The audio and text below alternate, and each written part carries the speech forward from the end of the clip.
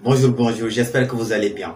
Depuis la nuit des temps, les hommes ont toujours œuvré dans une dynamique d'améliorer leurs conditions de vie. Autant dire, de réussir ou d'avoir du succès selon leurs propres normes. À cet effet, des experts en la matière, par leur vécu, par les recherches qu'ils ont pu mener, ont élaboré une philosophie de succès.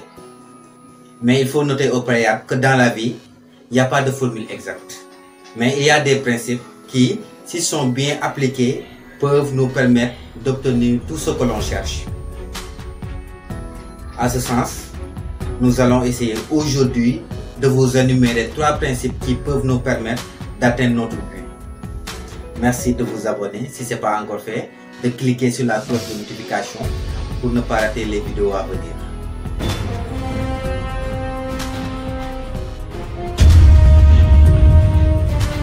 Principe 1. Ayez un objectif bien défini. L'être humain est par essence un être tendu vers un but. S'il reste dans cette dynamique, il éprouve du bonheur, il s'épanouit. Beaucoup de gens mènent une vie de désespoir tranquille parce qu'ils n'ont pas un objectif bien précis. C'est pour cela d'ailleurs, Albert Einstein avait dit, la vie est comme une bicyclette. Si vous continuez à pédaler, vous gardez l'équilibre et vous continuez d'avancer. Mais si vous arrêtez de pédaler, vous perdez l'équilibre et vous tombez.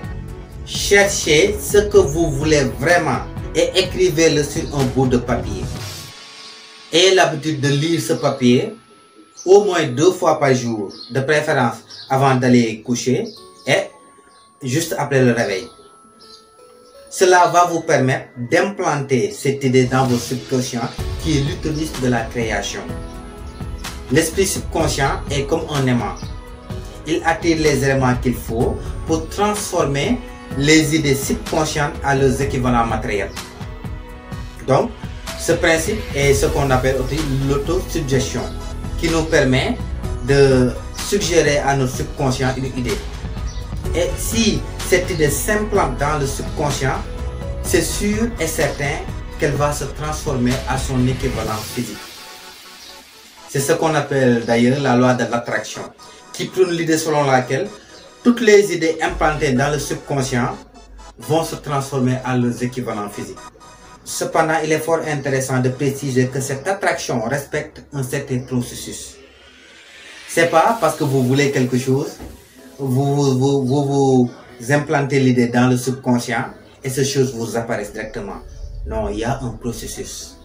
Maintenant, c'est pour cette raison, quand nous avons une idée dominante, nous sommes hypnotisés par une idée, nous commençons à avoir ce qu'on appelle de l'inspiration, c'est-à-dire la solution spontanée d'un problème longtemps médité.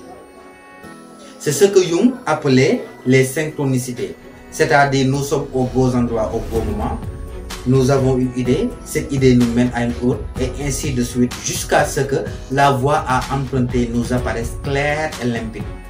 Mais n'oubliez surtout pas qu'il n'existe pas de bon vent pour celui qui ne sait pas là où il va. Parce que ce processus d'attraction n'est que le résultat d'une idée implantée au préalable dans le subconscient. Principe 2. Ayez un plan bien précis. Imaginez un architecte qui veut construire un immeuble, mais qui n'a pas de plan. Il appelle les maçons et chacun à sa façon commence à construire. Résultat des courses, chaos total. Tous les matériaux qui étaient à même de construire un bon immeuble sont dispersés, éparpillés et gaspillés. C'est ce que vous faites quand vous ne mobilisez pas votre énergie dans une seule direction. Et pour ce faire, il faut avoir un plan précis. Il est juste évident que si vous n'avez pas de plan précis, votre processus de création sera hasardeux et aléatoire. C'est comme si vous assemblez 100 000 petites piles de batterie pour faire fonctionner une machine complexe. Si vous séparez ces batteries, aucune d'entre elles ne pourra même allumer la machine. L'exemple du football est vraiment patent. Imaginez une équipe où les joueurs ne respectent pas la tactique du jeu. Chaque joueur fournit d'une manière dispersée ses efforts en faisant preuve d'indiscipline tactique. Il est sûr et certain que cette équipe ne soulèvera jamais un trophée.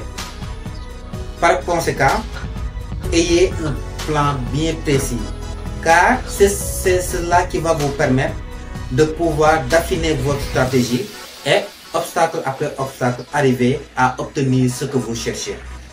Mais au préalable, il faut faire comme vous avez fait avec votre objectif.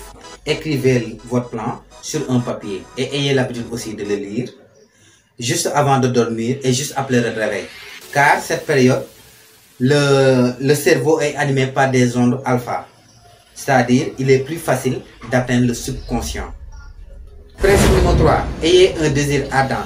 Si vous manifestez un désir ardent pour ce que vous voulez, la persévérance et le courage qui sont des indispensables dans la voie du succès arriveront naturellement.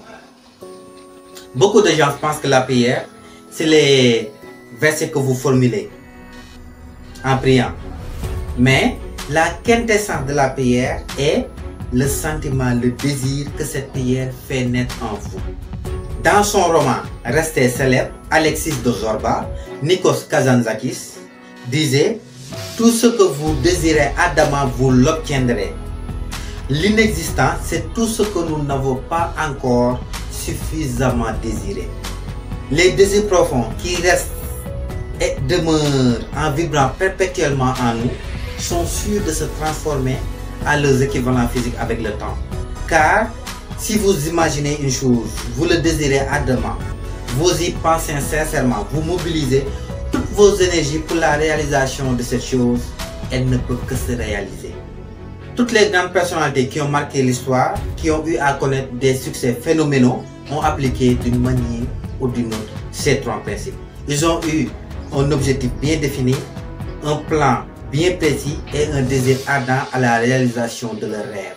C'est dans ce sens qu'une figure emblématique, l'un des pionniers du développement personnel aux États-Unis, Earl Nightingale, en donnant l'une des meilleures définitions du succès, disait « Le succès, c'est quand vous savez là où vous êtes, là où vous allez et vous dirigez progressivement vers cette direction. » Ce qui sous-entend l'application effective de ces trois principes qu'on vient d'énumérer.